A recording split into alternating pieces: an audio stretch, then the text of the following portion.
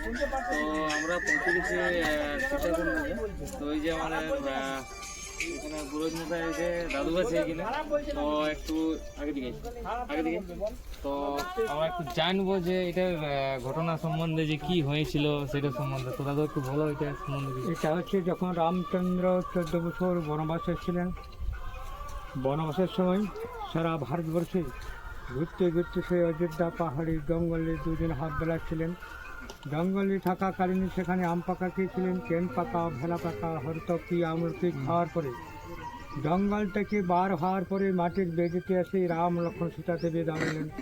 সেখানে সীতা দেবী জিজ্ঞেসেন, প্রভু রামচন্দ্রকে আমি জল কোথায় পাবো? সেখান থেকে বসে নিন, তীর মারার সঙ্গে সঙ্গে জল বার হয়েছে। সেই জল বার হওয়ার সঙ্গে সঙ্গে জল পান করেছিলেন সীতা দেবী। সেই জল পান করে নিয়ে পায়ে হাঁটতে হাঁটতে ইপি মধ্যপ্রদেশ জন্মভূমি সে অযোধ্যা চলে গেলেন। এর নাম সীতাকুণ্ড। জলটা ভেবে থাকবে না, কমবে না বাড়বে, একই থাকবে। অগ্নিকুণ্ড আছে আপনার বাংলাদেশে, তাই এর নাম সীতাকুণ্ড। এইভাবে চলে যাচ্ছে। জয় সীতারাম কি জয়, জয় শ্রীরাম। জয় শ্রী রামচন্দ্র রঘুপতি রাঘব রাজা রাম পতি তপাবন সীতারাম। সীতারাম। ভালো থাকবে। হ্যাঁ হ্যাঁ হ্যাঁ। জয় শ্রীরাম। ঠিক আছে।